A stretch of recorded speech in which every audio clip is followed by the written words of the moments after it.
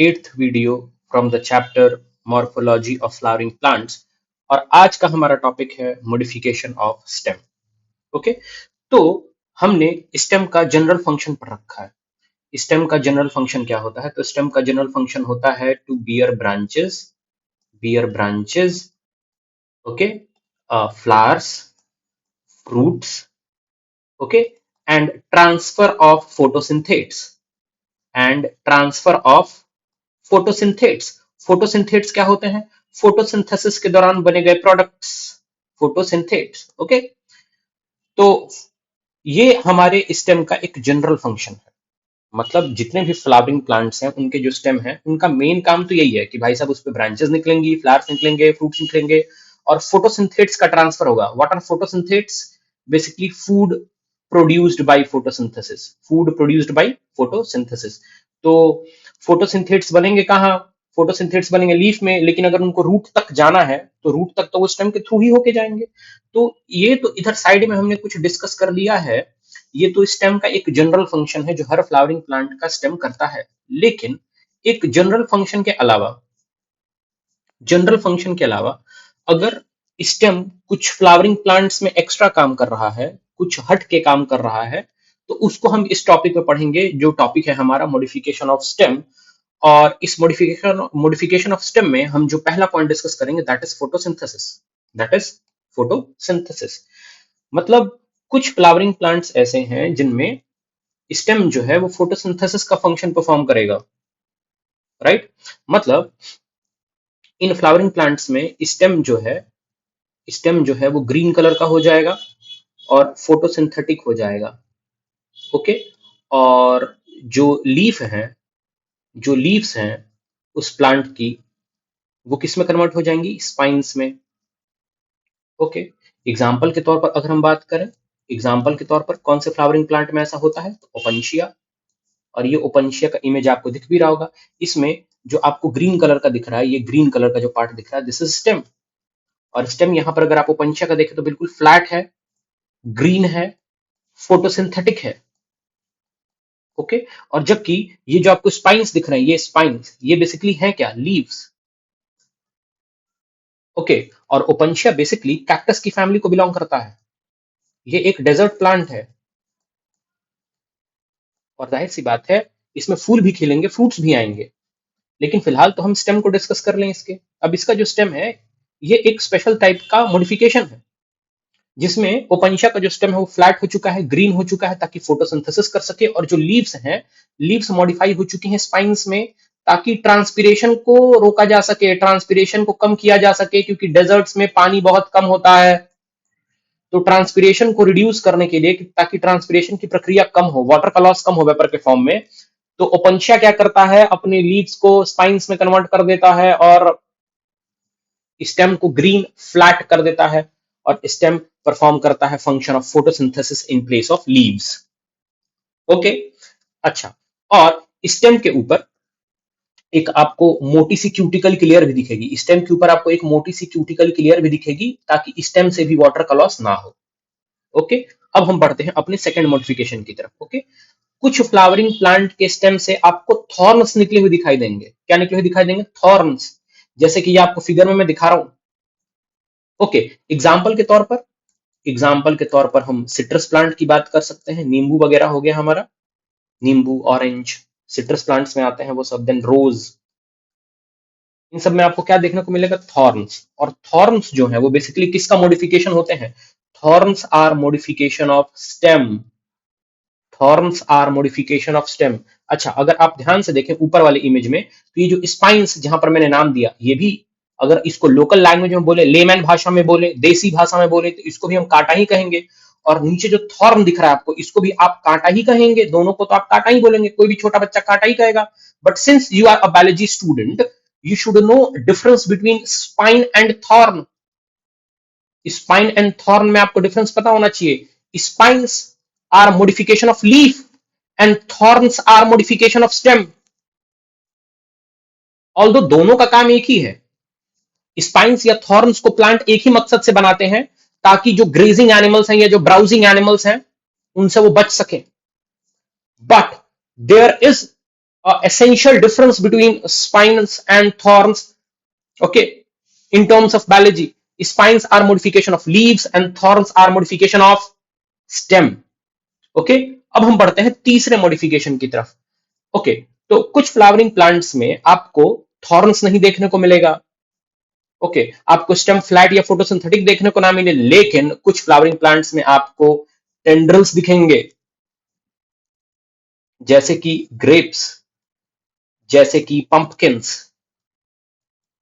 Okay, अब ये ऐसे फ्लावरिंग प्लांट्स हैं जिनके स्टेम्स मॉडिफाई होकर के टेंड्रिल बना देते हैं, और टेंड्रिल्स का तो काम क्या होता है? टेंड्रिल्स का काम होता है सपोर्ट करना. ओके, तो ये तो एक सिंपल मॉडिफिकेशन हो गया. ओके, अब हम बढ़ते हैं अपने नेक्स्ट मॉडिफिकेशन की तरफ, that is storage of food. Okay, हम कई सारे ऐसे वेजिटेबल्स कंज्यूम करते हैं जिसको हम स्टेम कहते हैं, कि जैसे आप बचपन से सुनते आ रहे होंगे कि आलू, व्हाट इज आलू? आलू एक तना है, आलू एक स्टेम है. हम ऐसा क्यों कहते हैं, मैं बताता हूं. ये अगर आप पहला इमेज देखें, इसमें हमने एक आलू का पौधा लिया है.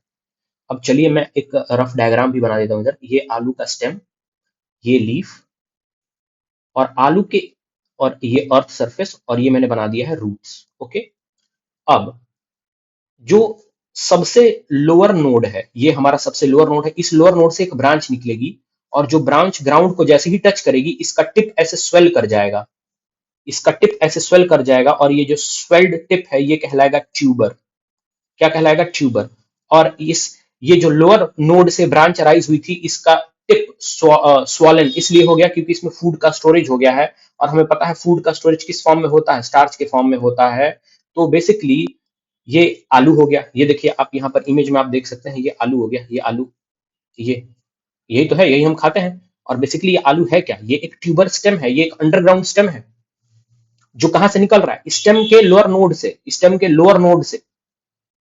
और जैसे ही उस स्टेम का टिप ग्राउंड को टच किया, वहां पर उसका स्टेम का टिप स्वेलअप हो गया, और अब ये जो स्वॉलन स्टेम है, इसको हम क्या नाम दे रहे हैं? ट्यूबर. और इसी को पोटैटो नाम से हम खाते भी हैं.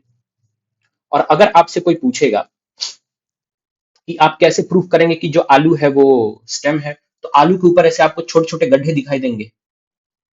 ये बेसिकली ये है क्या? ये छोटे छोटे जो गड्ढे हैं ये हैं क्या? They are nodes. और ये इस बात का सबूत है कि आलू is a stem, potato is a stem. But which type of stem? A tuber stem. What are tuber stem? They are small, swollen, rounded stems. Small, swollen, rounded stems which have nodes. Which have nodes. और nodes का होना इस बात का सबूत है कि potato is a stem. But it is underground stem or aerial stem. It is an underground stem. Okay? अच्छा. तो ट्यूबर्स बेसिकली होते क्या है? Tubers are basically underground stem which are used to store food. और इसका example क्या हो जाएगा? इसका एग्जांपल हो जाएगा आपका पोटैटो. एग्जांपल क्या हो जाएगा? पोटैटो. अब हम एक और अंडरग्राउंड स्टेम की बात करेंगे जो फूड का स्टोरेज करता है, और इस अंडरग्राउंड स्टेम की हम बात करेंगे. ये आप इमेज में देख सकते हैं, दिस, ये. ओके, एक बार मैं ये अपना काम रब कर लूं थोड़ा सा इधर, जो मैंने लिखा था. हाँ, अब ये जो मैं आपको दिखा रहा हूँ, ये ब्लैक कलर से, ये भी तो अंडरग्राउंड स्टेम है. ऑल्दो मैंने जो इमेज उठाया है उसमें वो स्टेम ऊपर की तरफ है, ताकि ये एक क्लैरिटी हो सके, क्योंकि जमीन के अंदर तो अच्छे से दिखेगा नहीं. तो मैं ये ले लिया ना, सॉइल ऊपर से हटा दिया गया है. अब ये जो स्टेम है इसका नाम है राइजोम. इसका नाम क्या है? राइजोम. ओके, अब now what are rhizomes? Rhizomes are basically underground stems. Rhizomes are basically underground stems which are branched. Which are branched. आप देखिए, आपको इसमें ब्रांचिंग देखने को मिल रही है. देखिए इसमें ब्रांचिंग देखने को मिल रही है, इधर से ब्रांच निकली, ये इधर ब्रांच हो गया, फिर ये इधर नीचे इधर ऐसे ब्रांच हो गया. इसमें ब्रांचिंग आपको देखने को मिल रही होगी. और ये अंडरग्राउंड होते हैं, और ये क्या करते हैं? Store food. क्या स्टोर करेंगे? फूड स्टोर करेंगे. फूड स्टोर किस फॉर्म में करेंगे? स्टार्च के फॉर्म में करेंगे. सिंपल सी बात है. क्या आपने ऐसा कोई राइजोम स्टेम देखा है? हाँ, हल्दी, टर्मरिक, जिंजर, इन सबके स्टेम ऐसे ही होते हैं. और देखिए ये स्टेम है, इस बात का सबूत है. देखिए यहाँ से लीव्स निकले हैं, ये लीव्स निकल रही हैं यहाँ से, हरे हरे कलर की. ओके, और यहाँ से ये अगर आप देखना चाहें, ये रेड कलर से, देखिए इधर रूट्स फैले हुए हैं. तो rhizomes or tuber, they both are underground stem they both store food, but a major difference between them is कि राइजोम जो होता है, राइजोम में आपको ब्रांचिंग देखने को मिलेगी। आपने हल्दी का या आपने अगर अदरक मार्केट से कभी खरीदा हो अपने जीवन में, तो आपको अदरक कभी ऐसा स्मूथ नहीं मिलेगा, आपको अदरक में से ब्रांचिंग देखने को मिलेगी, ऐसे ऐसे ब्रांचिंग। और अदरक के ऊपर आपको एक महीन सी ऐसी ऐसी लाइंस भी देखने को मिलेंगी। ये लाइंस क्या बताती हैं कि यहाँ पर नोड्स हैं, और ये नोड्स हैं, और इसी जगह से क्या निकलेंगे, लीव्स। इसी जगह पर यही नोड से क्या निकलेंगे, रूट्स। ऑल्दो ये रूट्स ट्रू रूट्स नहीं होंगे, एडवेंटिशियस रूट्स होंगे, बट राइजोम एक अंडरग्राउंड स्टेम होता है जो फूड स्टोर करता है, और हम उसको खाते भी हैं, जैसे टर्मरिक और जिंजर। ओके, तो हमने फोर्थ मॉडिफिकेशन भी पढ़ लिया। अब हम चलते हैं फिफ्थ मॉडिफिकेशन की तरफ। फिफ्थ मॉडिफिकेशन की तरफ, and that is vegetative propagation. Okay. Now what is vegetative propagation? It is a type of sexual reproduction in plants where new individuals develop from vegetative parts like root, stem or leaf. अब देखिए, मैं बता रहा हूं important चीज एक, है ना, मैं आपको एक इंपॉर्टेंट चीज बता रहा हूं। देखिए, जो प्लांट्स होते हैं ना, फ्लावरिंग प्लांट्स होते हैं, उनमें दो पार्ट्स होते हैं। एक होते हैं वेजिटेटिव पार्ट, और एक होते हैं रिप्रोडक्टिव पार्ट। ओके, अब हम वेजिटेटिव पार्ट किसको बोलेंगे, रूट, स्टेम और लीफ को, और रिप्रोडक्टिव पार्ट हम किसको बोलते हैं, फ्लावर को। ओके, तो अब फ्लावर क्या करता है, फ्लावर करता है सेक्सुअल रिप्रोडक्शन होता है, तो फिर क्या बनता है, सीड, और उसी सीड से फिर नया प्लांट खड़ा होता है, उसी सीड से फिर नया प्लांट खड़ा होता है। लेकिन आपने ये भी देखा होगा कि कई बार गांव वगैरह में लोग जो है वो स्टेम या ब्रांच काट करके लेके जाते हैं और जमीन में गाड़ देते हैं, तो एक ब्रांच से ही नया प्लांट निकल गया। या आपने ब्रायोफाइलम का एग्जांपल देखा था जिसमें लीफ से नए नए प्लांट्स निकल रहे थे। कई बार ऐसा होता है कि रूट्स से ही नए प्लांट्स निकलने लगते हैं। तो अगर अब अगर अगर अगर फ्लावर की मदद से नया सीड बन रहा है और फिर नया प्लांट आ रहा है, तो इसको तो हम बोलेंगे सेक्सुअल रिप्रोडक्शन। लेकिन अगर स्टेम से, लीफ से या रूट से नया प्लांट खड़ा हो जा रहा है, तो इसको हम बोलेंगे एसेक्सुअल रिप्रोडक्शन। हम क्या बोलेंगे, एसेक्सुअल रिप्रोडक्शन। क्यों? क्योंकि अगर लीफ से, रूट से या स्टेम से नया प्लांट खड़ा हो रहा है, तो गैमीट वगैरह तो बन नहीं रहे, फर्टिलाइजेशन वगैरह हो नहीं रहा, तो क्या हम इसको सेक्सुअल रिप्रोडक्शन बोलेंगे? नहीं, हम इसको एसेक्सुअल रिप्रोडक्शन बोलेंगे। And which type of asexual reproduction? Vegetative propagation. Why vegetative propagation? Asexual reproduction अलग अलग टाइप के होते हैं। आप आगे चल के फंजाई वगैरह में पढ़ेंगे कि स्पोर्ट्स की मदद से एसेक्सुअल रिप्रोडक्शन होता है। बैक्टीरिया जिसमें बाइंडरी फ्यूजन होता है, या अमीबा जिसमें बाइंडरी फ्यूजन होता है, वो भी एक टाइप का एसेक्सुअल रिप्रोडक्शन है, क्योंकि उसमें गैमीट वगैरह नहीं बनता है। लेकिन अगर प्लांट अपने रूट, स्टेम या लीफ की मदद से नया प्लांट बना रहा है, तो वो भी एक टाइप का रिप्रोडक्शन हुआ। लेकिन कौन सा रिप्रोडक्शन? एसेक्सुअल। और एसेक्सुअल में भी कौन सा? वेजिटेटिव। कौन सा? वेजिटेटिव। तो कुछ फ्लावरिंग प्लांट्स में हम स्टेम जो है वो मॉडिफाई करके क्या कर सकता है, वेजिटेटिव प्रोपगेशन। क्या कर सकता है? Vegetative propagation. अब हम देखते हैं एग्जांपल्स कुछ कि कैसे हम स्टेम की मदद से वेजिटेटिव प्रोपगेशन कर सकते हैं। तो इसमें हमने जो इसके पहले वाले मॉडिफिकेशन में ट्यूबर का एग्जांपल लिया था। अब ट्यूबर में देखिए क्या है, ट्यूबर है। ट्यूबर मान लीजिए ये एक पोटैटो है, क्योंकि ट्यूबर स्टेम हमें किस में मिलेगा, मोस्ट कॉमनली पोटैटो में। अब पोटैटो में देखिए यहाँ पर ये नोड है, ये नोड है, ये नोड है, ये नोड है, और हमें पता है नोड्स में क्या निकलते हैं, बड्स।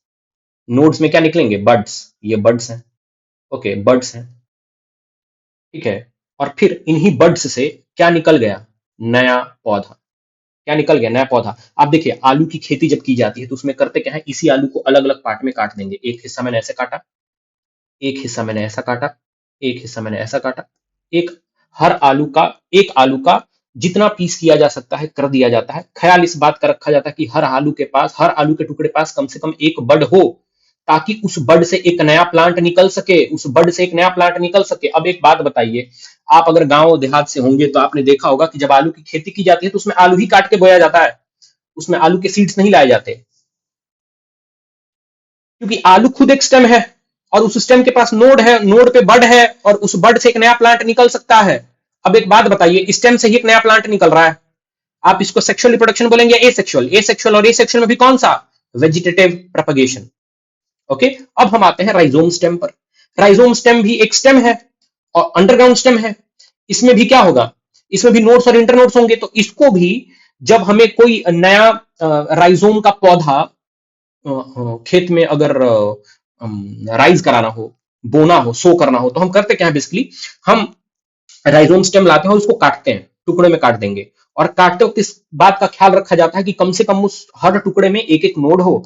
जैसे मान लीजिए मैंने राइजोम स्टेम बनाया, ठीक है, और यहां पर एक नोड है और एक नोड यहां पर है और एक नोड यहां पर है। तो एक बात बताइए, इसके कितने टुकड़े हो सकते हैं? एक टुकड़ा, दो टुकड़ा और तीन टुकड़ा। हर टुकड़े पर एक एक नोड है और इन तीनों टुकड़ों को जमीन के अंदर गाड़ दिया जाएगा। और टुकड़ों के पास नोड्स है। हर नोड से ऊपर की तरफ क्या निकलेगा? लीफ। नीचे की तरफ क्या निकलेगा? रूट। तो आपने एक स्टेम के तीन टुकड़ों से तीन नए प्लांट उगा लिए। क्या आपने कभी सीड वगैरह का फॉर्मेशन करवाया इस केस में? नहीं, आपने बस एक राइजोम स्टेम लिया, उसके तीन टुकड़े किया और आपने स्टेम से तीन नए प्लांट्स का फॉर्मेशन करवा लिया। क्या यहां पर कहीं भी गैमीट का फॉर्मेशन हुआ? नहीं हुआ। तो इसको हम क्या बोलेंगे? Vegetative propagation. It is a type of asexual reproduction. Okay, अच्छा, अब हम तीसरे केस की तरफ बढ़ते हैं वेजिटेटिव प्रोपगेशन में, that is stolon stem. That is stolon stem. ये आपको स्ट्रॉबेरी वगैरह में देखने को मिलेगा, मिंट में देखने को मिलेगा, जैस्मिन में देखने को मिलेगा। ओके, अब स्टोलॉन स्टेम क्या होता है वो समझिए। देखिए मैं आपको सिंपली पहले समझा रहा हूं। देखिए, ये मान लीजिए एक स्टेम है, ठीक है, और ये लीफ और इसके ये अर्थ सरफेस और इसके लोअर नोड से एक ब्रांच निकला। ये ब्रांच थोड़ी देर हवा में रहा और टिप को टच किया, मतलब ग्राउंड को टच किया। जैसे ही इस ब्रांच का टिप ग्राउंड को टच करेगा, इसके टिप से एक नोड अराइज होगा और उस नोड से नए लीव्स निकलेंगे और फिर नए रूट्स निकलेंगे। अब देखिए ये, तो अब ये जो ब्रांच है ये क्या कहलाएगी? स्टोलॉन।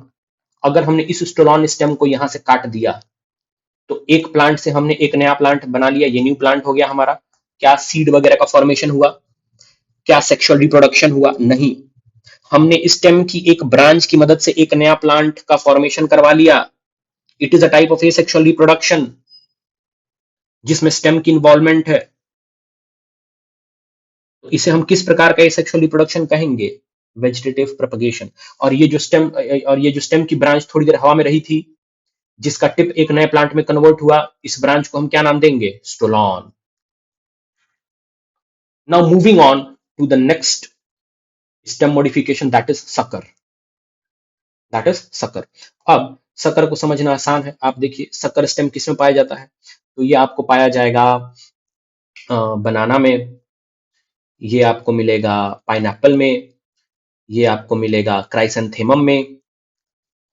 ओके, इसमें मिलेगा क्राइसेंथेमम में। अब इसमें क्या होता है देखिए, ये मैं आपको दिखाता हूँ इस फिगर में। ये देखिए, ये स्टेम है और स्टेम की लोअर नोड से एक ब्रांच निकला है और ये ब्रांच जमीन में गया, ठीक है, जमीन में गया और फिर ऊपर आया। जैसे ये ऊपर आया, इसके टिप से नया शूट निकला और नीचे तो रूट था ही। अब ये जो ब्रांच है, इस ब्रांच का नाम क्या कहलाएगा फिर? सकर। और अगर इस ब्रांच को मैं यहां से तोड़ दूं तो क्या हमने यहां पर ये एक नया प्लांट बना लिया? क्या इस नए प्लांट के फॉर्मेशन में किसी गैमीट वगैरह का फॉर्मेशन हुआ? नहीं, it is a type of asexual reproduction.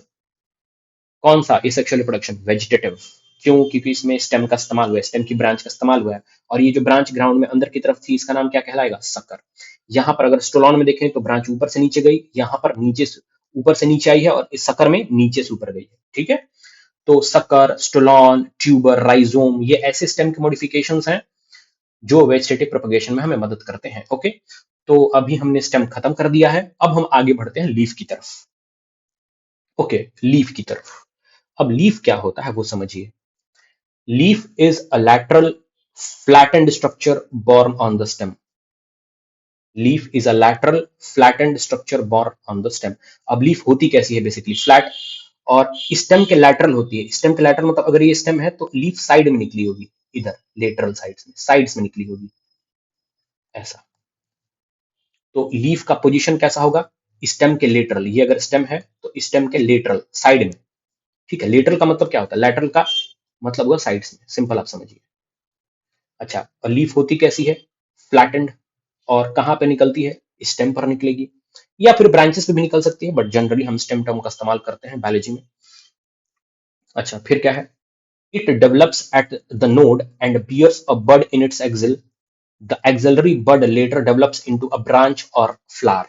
अब देखिए, स्टेम पर लीफ निकल रहा है, अब स्टेम के जिस जगह पर लीफ निकल रहा है उस जगह का नाम क्या है, नोड, उस जगह का नाम क्या है, node.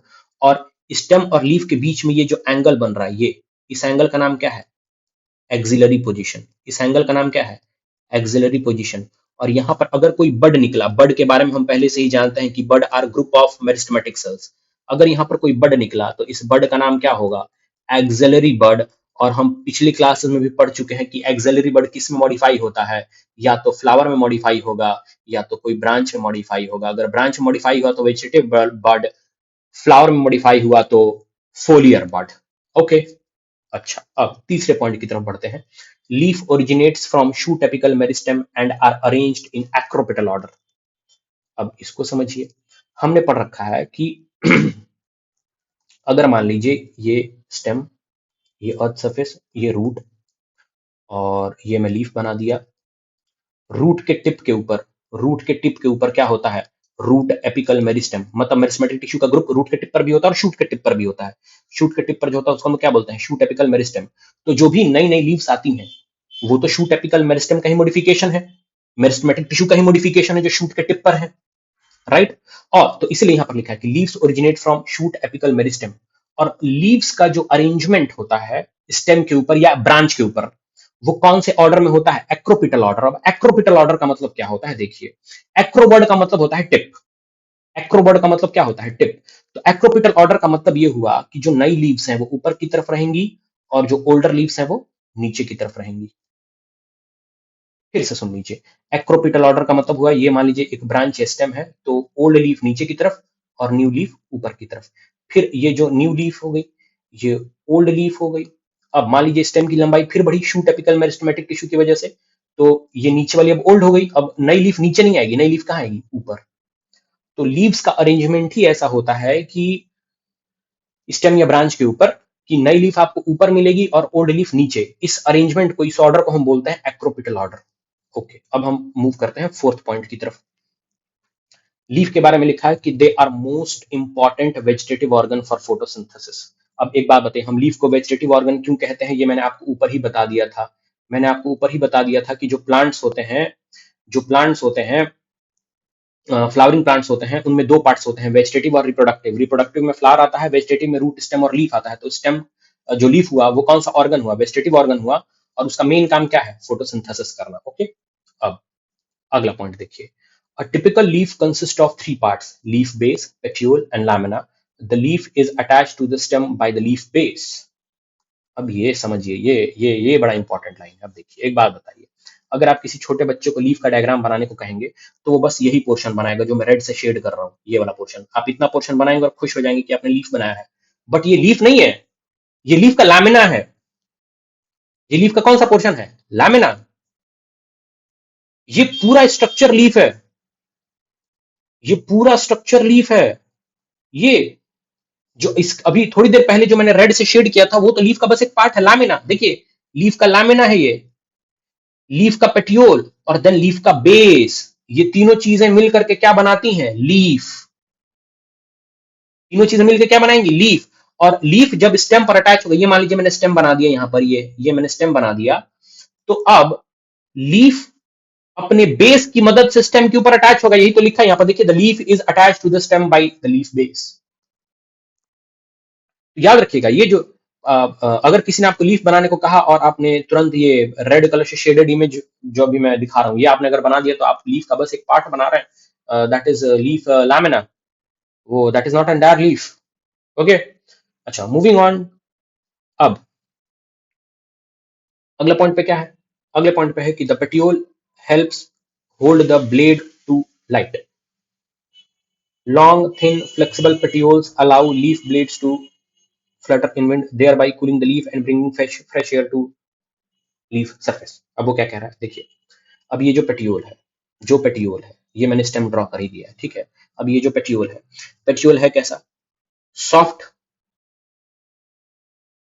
Not that soft but still soft, okay, soft है, फ्लेक्सिबल है, ठीक है, सॉफ्ट फ्लेक्सिबल है लेकिन आसानी से टूटेगा भी नहीं, ठीक है।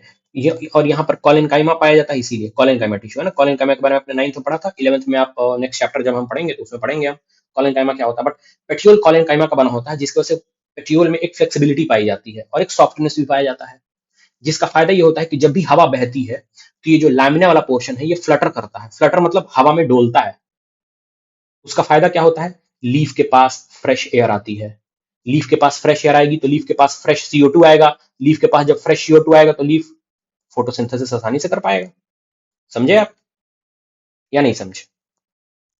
तो पेटियोल का काम क्या है, पेटियोल का काम है लीफ का जो लैमिना पोर्शन है उसको फ्लटर करवाना, हवा में डोलाना, हवा में मूवमेंट कराना, ताकि नई हवा, फ्रेश हवा लीफ के लैमिना के पास आए। फ्रेश हवा आएगी, फ्रेश एयर आएगा अगर, तो फ्रेश CO2 आएगा और लैमिना जो है फिर फोटोसिंथेसिस भी कर पाएगा। और दो पेटियोल भी फोटोसिंथेसिस करता है, पेटियोल भी फोटोसिंथेसिस करता है क्योंकि पेटियोल कॉलेनकाइमा का बना होता है और कॉलेनकाइमा फोटोसिंथेटिक होते हैं, बट मेन फोटोसिंथेटिक पार्ट कौन है, लैमिना, इसलिए इंपॉर्टेंस लैमिना को दी जाएगी। खैर, moving on to the next point, the lamina or the leaf blade is green expanded part of the leaf with veins and veinlets. There is usually a middle prominent vein which is known as the midrib. अब देखिए, अब lamina की बात करते हैं। ये lamina आपको दिख रहा है, ये ग्रीन कलर का लैमिना है। अब इस लैमिना के ऊपर आपको सेंटर में एक बड़ी सी ऐसा वेन जैसा दिख रहा होगा, ये मेन वेन है, इसको हम मिड्रिब बोलते हैं, मिड्रिब इसको बोलते हैं, या फिर हम इसको बोलते हैं मेन वेन। हम क्या बोलते हैं, मेन वेन। और ये इस मिड्रिब की जो ब्रांचिंग है, इस ब्रांचिंग का नाम क्या है, इस ब्रांचिंग का नाम है वेन। और इस वेन से जो ब्रांचिंग निकल रही है, ये इन ब्रांचिंग्स का नाम क्या है, इन ब्रांचिंग्स का नाम क्या है, वेनलेट्स। ब्रांचिंग्स का नाम क्या है, वेनलेट्स। तो लीफ के मार्जिन में, सॉरी मतलब लीफ के लैमिना में आपको मिड्रिब दिखेगा, मिड्रिब से ब्रांच होते हुए आपको वेन्स दिखेंगी, वेन से ब्रांच होते हुए आपको वेनलेट्स दिखेंगी, ओके। और ये अगर आप लैमिना का साइड वाला, सॉरी लीफ के लैमिना का अगर आप ये साइड वाला पोर्शन देखें तो इसको हम बोलते हैं मार्जिन। क्या बोलते हैं, मार्जिन, ओके। तो आई होप आपको ये वाला पॉइंट भी समझ में आ गया होगा कि द लैमिना और the leaf blade is green expanded part of the leaf with veins and veinlets and there is usually a middle prominent vein which is known as midrib. इसको प्रोमिनेंट क्यों कहा गया है, क्योंकि सबसे बढ़िया से अच्छे से अगर कोई वेन दिखती है तो वो है मिड्रिब, इसलिए उसको मेन वेन भी कहा गया है।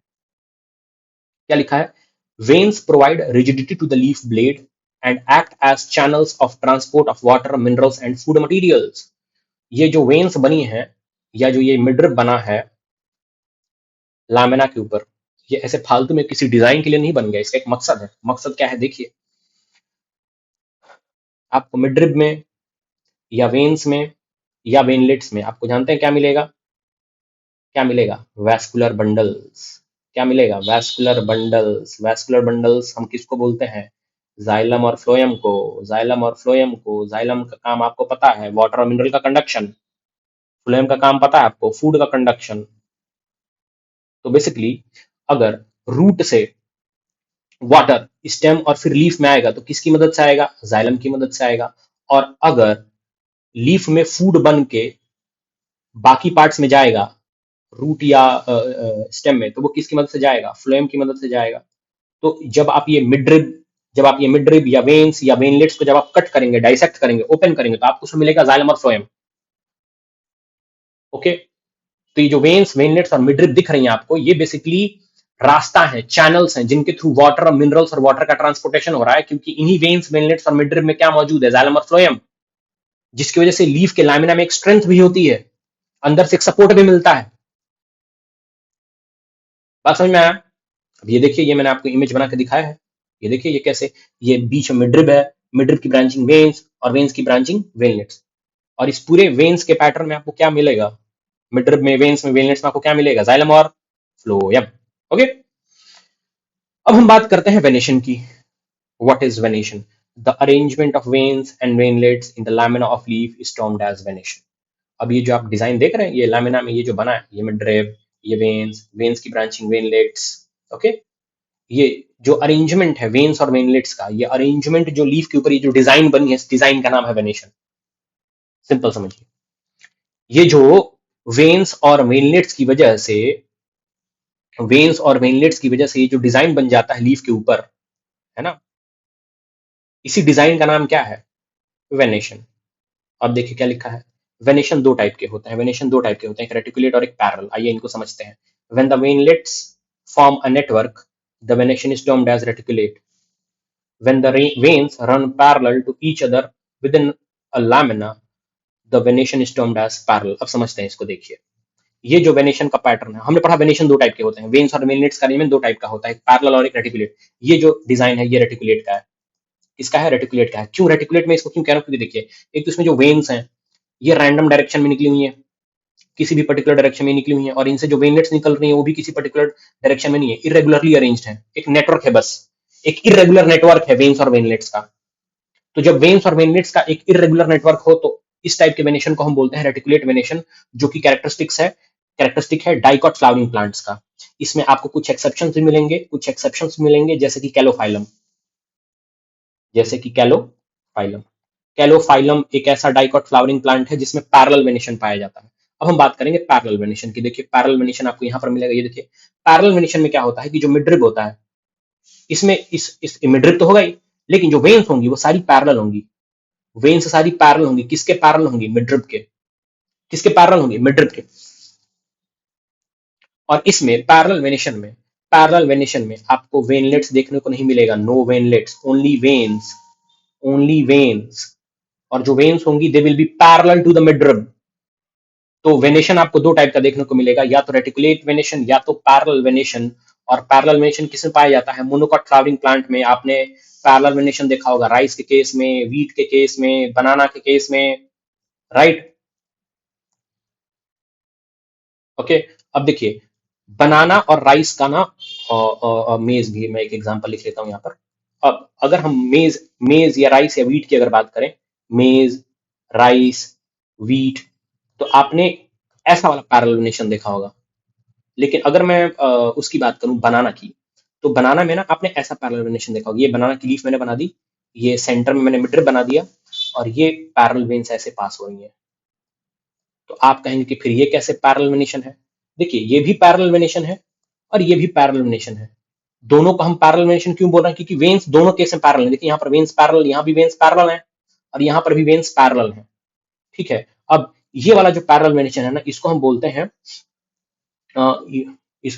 Unicostate parallel venation, parallel venation. और इसको हम बोलते हैं मल्टीकॉस्टेट पैरेलल वेनेशन, ओके। तो पैरेलल वेनेशन तो मेज, व्हीट, राइस और बनियान, सॉरी बनियान बोल रहा हूँ, बनाना, सॉरी बनाना, ओके, इन सब में पाया जाता है। पर बनाना में जो पैरेलल वेनेशन पाया जाता है वो ऐसा पाया जाएगा, और व्हीट में जो पाया, राइस, व्हीट और मेज में पाया जाएगा वो ऐसा पाया जाएगा, ठीक है। दोनों केस में हमें देखना है कि वेन्स पैरेलल है या नहीं। वेन्स तो दोनों में पैरेलल है तो पैरेलल वेनेशन होगा, बट सिंस डिजाइन देखने में पैरेलल का अलग अलग लगता है, तो इसको हम बोल देते हैं मल्टीकॉस्टेट पैरेलल वेनेशन, इसको हम बोल देते हैं यूनिकॉस्टेट पैरेलल वेनेशन, ठीक है। अच्छा खैर, अब हम अगले टॉपिक की तरफ बढ़ते हैं जो कि है phyllotaxy, now what is phyllotaxy? Pattern of arrangement of leaves on the stem और ब्रांच। लीफ या स्टेम, सॉरी ब्रांच या स्टेम के ऊपर लीफ किस प्रकार से अरेंज्ड है, इस लीफ के अरेंजमेंट पैटर्न को हम क्या नाम देते हैं? फाइलोटैक्सी। आपने देखा होगा अलग अलग फ्लावरिंग प्लांट्स में लीफ का अरेंजमेंट ब्रांच या स्टेम के ऊपर अलग अलग तरीके से होता है। यहाँ पर देखिए मैंने तीन इमेजेस ली हैं, आप तीनों में देखिए लीफ का जो अरेंजमेंट है वो अलग अलग प्रकार से है। इसी लीफ के अरेंजमेंट को हम नाम देते हैं फाइलोटैक्सी। अब जो फाइलोटैक्सी है वो तीन टाइप की होगी, ऑल्टरनेट, अपोजिट या वॉर्ल्ड। ऑल्टरनेट फाइलोटैक्सी में क्या होगा? हर नोड पे स्टेम या ब्रांच पर सिर्फ एक लीफ निकलेगी। देखिए यहाँ पर हर नोड पर सिर्फ एक लीफ निकल रही है, हर नोड पर सिर्फ एक लीफ निकल रही है, और ऑल्टरनेट तरीके से निकल रही है। मतलब एक अगर इधर है लेफ्ट में तो एक राइट में, एक लेफ्ट में तो एक राइट में, एक लेफ्ट में तो एक राइट में, ऑल्दो ऐसा कुछ फिक्स नहीं है, कि लेफ्ट राइट ही होगा, बट बस मैं आपको ये बताना चाहता हूँ कि ऑल्टरनेट तरीके से निकल रही है, एक नोड पर एक लीफ निकल रहा है। इसको हम बोलते हैं ऑल्टरनेट फाइलोटैक्सी या ऑल्टरनेट अरेंजमेंट ऑफ लीव्स। और इसमें आपका एग्जांपल आ जाएगा, आपका एग्जांपल ऊपर मैंने लिखा होगा, China rose, mustard, sunflower. Then हम बात करते हैं अपोजिट फाइलोटैक्सी की। अपोजिट फाइलोटैक्सी में देखिए एक नोड पर दो दो लीव्स, इधर भी इधर भी, इधर भी इधर भी, इधर भी इधर भी। ये क्या हो जाएगा, अपोजिट फाइलोटैक्सी या अपोजिट अरेंजमेंट ऑफ लीव्स। और इसका एग्जांपल हो जाएगा आपका गुआवा और कैलोट्रोपिस, गुआवा और कैलोट्रोपिस। फिर हम बात करेंगे तीसरे टाइप के फाइलोटैक्सी की, विच इज वॉर्ल्ड, जिसमें एक नोड पर बहुत सारी लीव्स निकल जाती हैं, एक नोड्स पर बहुत सारी लीव्स निकल जाती हैं। ये देखिए, इसको हम क्या बोलते हैं, वॉर्ल्ड फाइलोटैक्सी। इसका एग्जांपल क्या हो जाएगा, एल्स्टोनिया। ओके, तो आई होप आपने आज जितना भी पढ़ा इस वीडियो के माध्यम से आपको सारी चीजें समझ में आई। अगर कोई भी डाउट होगा तो आप पूछ सकते हैं क्लासेस में। Okay, and one thing more, जैसे छूट गया एक पॉइंट, कि जैसे हमने डाइकॉट्स में एक्सेप्शन के बारे में पढ़ा था, पैरेलल वेनेशन में भी एक्सेप्शन होता है। स्माइलेक्स का, किसका, स्माइलेक्स का। स्माइलेक्स एक मोनोकॉट फ्लावरिंग प्लांट है, ये एक मोनोकॉट फ्लावरिंग प्लांट है, लेकिन इसका जो वेनेशन है वो रेटिकुलेट है। कैसा है, रेटिकुलेट। ओके, है। तो अभी इस वीडियो को समाप्त करते हैं। आई होप आपने जितना पढ़ा वो समझ में आया। Thanks a lot.